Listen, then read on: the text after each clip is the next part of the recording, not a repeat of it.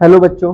तो ये क्लास 7 की एनसीईआरटी की साइंस की बुक है और इसका जो पहला चैप्टर है न्यूट्रिशन इन प्लांट, उसका हम पहला पेज कल पढ़ चुके हैं कि न्यूट्रिशन क्या होता है और ऑटोट्रॉप्स, हेटरोट्रॉप्स, ठीक, फोटोसिंथेसिस।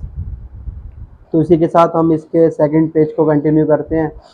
तो सेकंड पेज में हम जैसे ही कंटिन्यू करेंगे, सबसे पहली लाइन लिखी हुई है कि you have seen that buildings are made of bricks. मतलब कि ये बताना चाह रहा है कि इस लाइन के अंदर की जो बिल्डिंग्स होती है, बिल्डिंग्स का मतलब जैसे कि जो हमारा घर है, हम जिस स्कूल में पढ़ रहे हैं वो स्कूल है, वो किससे बना है? वो बना है ईंटों से।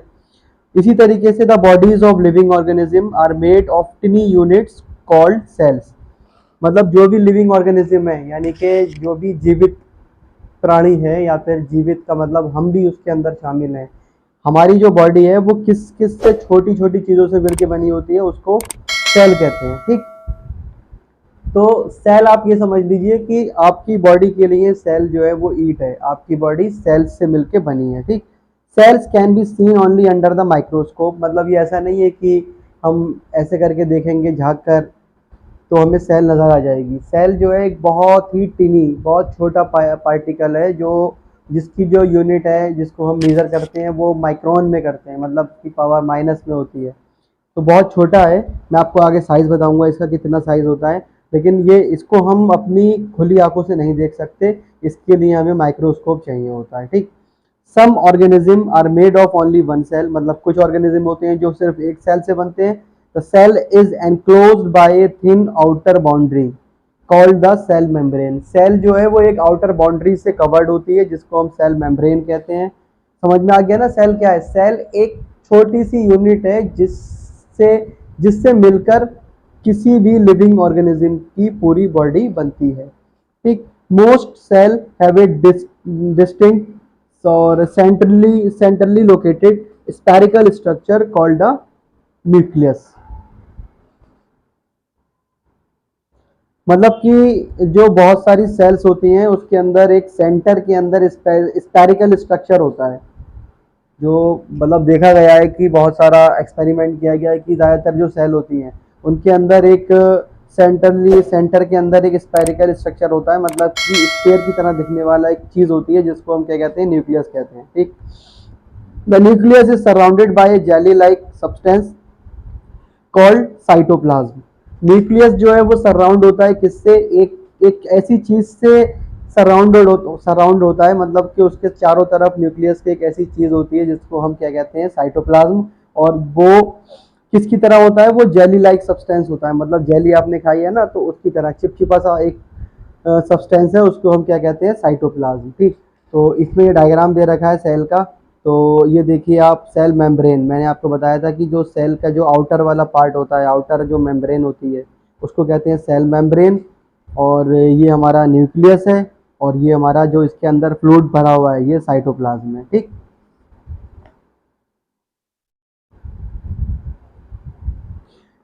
Throw the tiny pores present on the surface of leaves.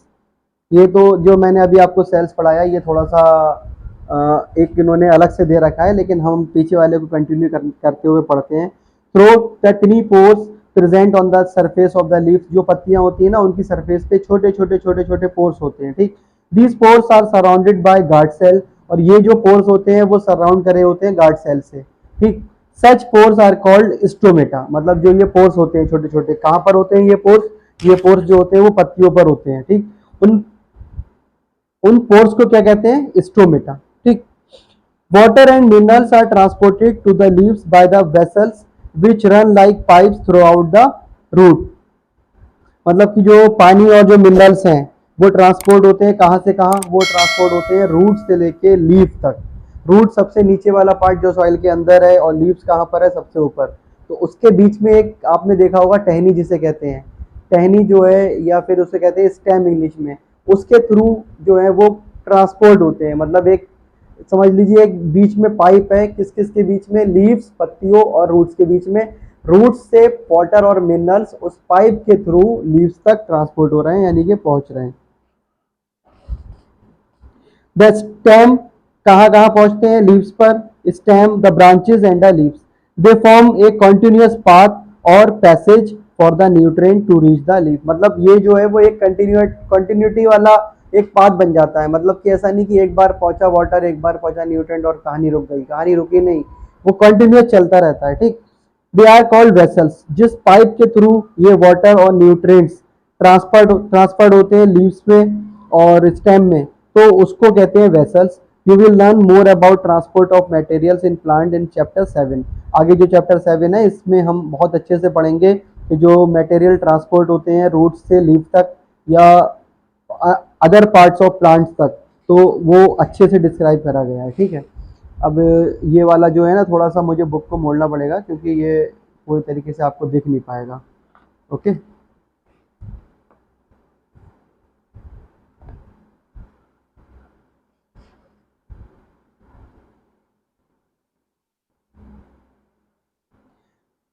The leaves have a green pigment.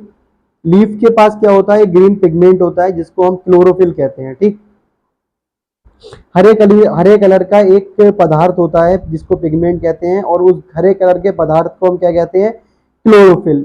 अभी आगे पता चलेगा ये जो मैं वर्ड्स बोल रहा हूँ ना, ग्रीन पिगमेंट, क्लोरोफिल, स्टोमेटा, इनका बहुत बड़ा रोल है। ये आपको बार बार आपके सामने नजर आएंगे और आपको आपकी आदत में डालना होगा कि ये होते क्या हैं। आपको तुरंत पता होना चाहिए कि ये होते क्या हैं। ठीक, it helps leaves to capture the energy of the sunlight. अब देखिए ये जो क्लोरोफिल है यानी कि जो ग्रीन पिगमेंट है, वो उसका काम क्या होता है, उसका काम ये होता है कि वो पत्तियों को मदद करता है सनलाइट से एनर्जी लेने को। मतलब कि सनलाइट से जो एनर्जी कैप्चर करते हैं ना लीव्स, उसके लिए हेल्पफुल है क्या, क्लोरोफिल, जो क्या होता है, एक ग्रीन पिगमेंट होता है जो कहाँ पर होता है, लीव्स के पास। This energy is use to synthesise food from carbon dioxide and water. मतलब ये एनर्जी जो है वो किस काम में आती है, फूड को बनाने के काम में आती है। किस किस से, कार्बन डाइऑक्साइड और वाटर से। Since the synthesis of food occurs in the presence of sunlight, it is called photosynthesis. मतलब जो खाना सूर्य के प्रकाश में यानी कि सनलाइट की प्रेजेंस में बनता है, उसको हम क्या कहते हैं, फोटोसिंथेसिस। ठीक, फोटो का मतलब होता है लाइट और सिंथेसिस का मतलब होता है टू कंबाइन। मतलब लाइट को मिलाकर with the help of carbon dioxide and water in the presence of sunlight, the food is prepared, and the food that prepared is called, and the process in which the food is prepared is called photosynthesis. ठीक, so we find that chlorophyll, sunlight, carbon dioxide and water are necessary to carry out the process of photosynthesis। मतलब कि photosynthesis के लिए क्या क्या चीजें जरूरी हैं। पहली चीज सनलाइट, दूसरी चीज कार्बन डाइऑक्साइड, तीसरी चीज वाटर। इन सब चीजों को मिलाकर ही फोटोसिंथेसिस हो सकता है। ठीक, फोटोसिंथेसिस क्या होता है, एक खाना बनाने का प्रोसेस होता है। किसका, प्लांट का। ठीक, प्लांट अपना खाना बनाता है इस प्रोसेस से। It is a unique process on the अर्थ। मतलब ये पूरे ही अर्थ पर एक यूनिक प्रोसेस है। ठीक, क्योंकि हम तो अपना खाना कैसे बनाते हैं आपको सबको पता है, लेकिन प्लांट अपना खाना कैसे बनाते हैं, in the presence of sunlight, ठीक है, with the help of carbon dioxide and water. इसलिए ये थोड़ा प्रोसेस जो है वो यूनिक है।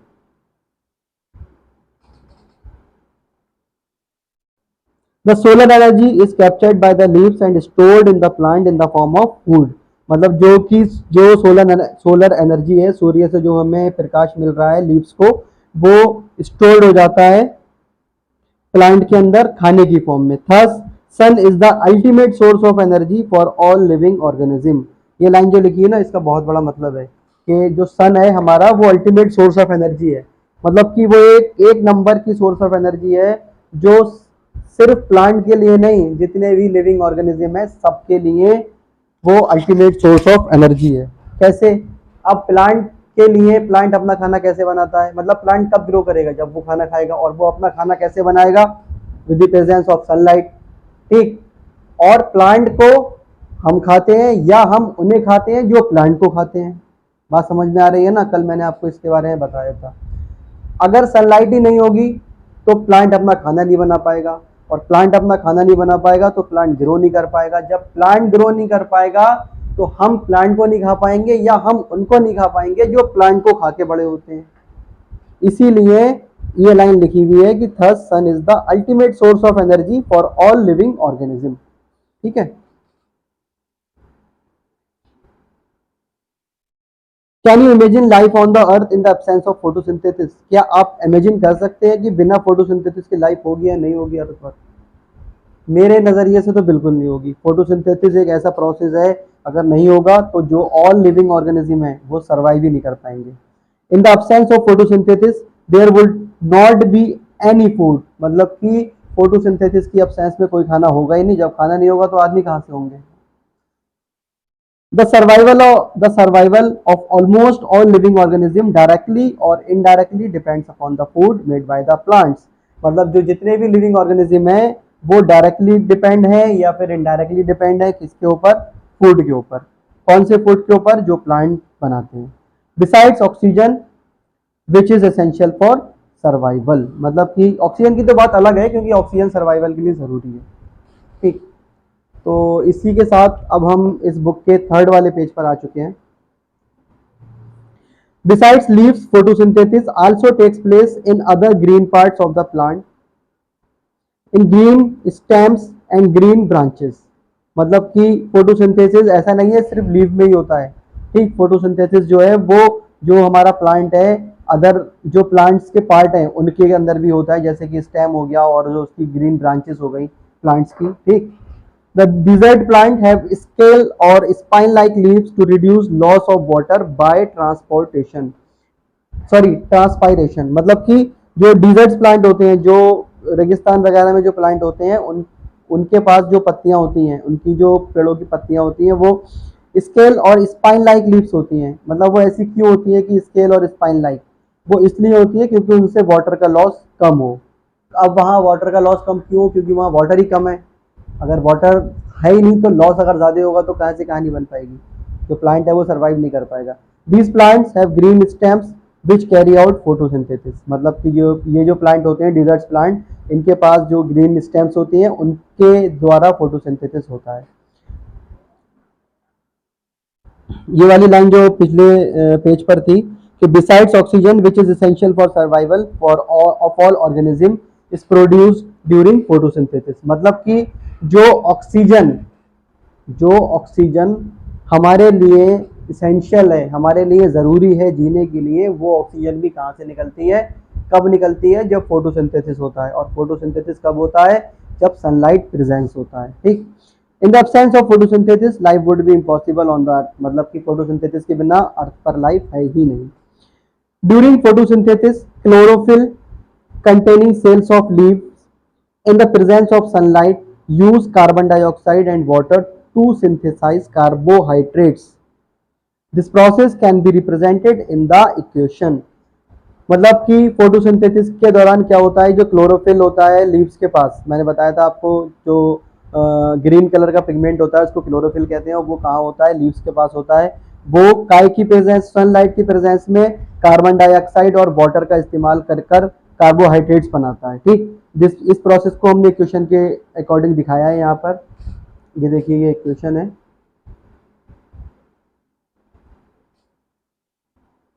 कार्बन डाइऑक्साइड प्लस वाटर, मतलब कि कार्बन डाइऑक्साइड और वाटर मिला in the presence of sunlight. ठीक, तो हमें क्या मिला? कार्बोहाइड्रेट और ऑक्सीजन।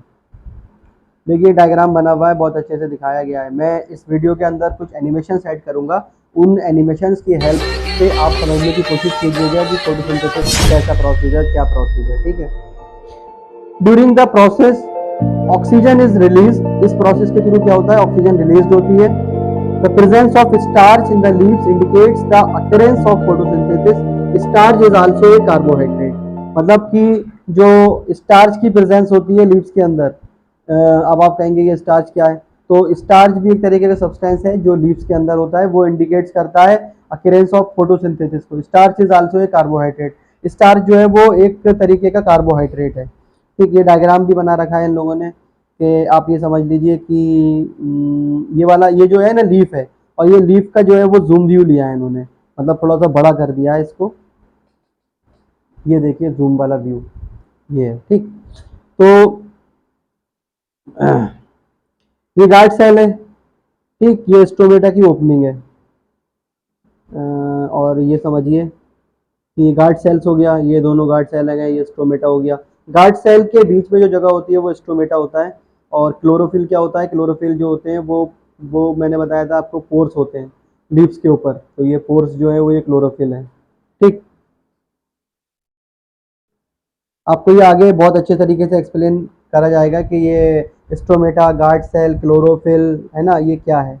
ठीक है, तो ये वीडियो हम यहीं पर एंड करते हैं। अगर आपको वीडियो में कोई भी डाउट हो तो मुझसे पूछिएगा कमेंट बॉक्स में कमेंट करके, और वीडियो अगर अच्छे लगे तो लाइक कीजिएगा और शेयर कीजिएगा, और पढ़ें और बढ़ें और अच्छे से पढ़ें।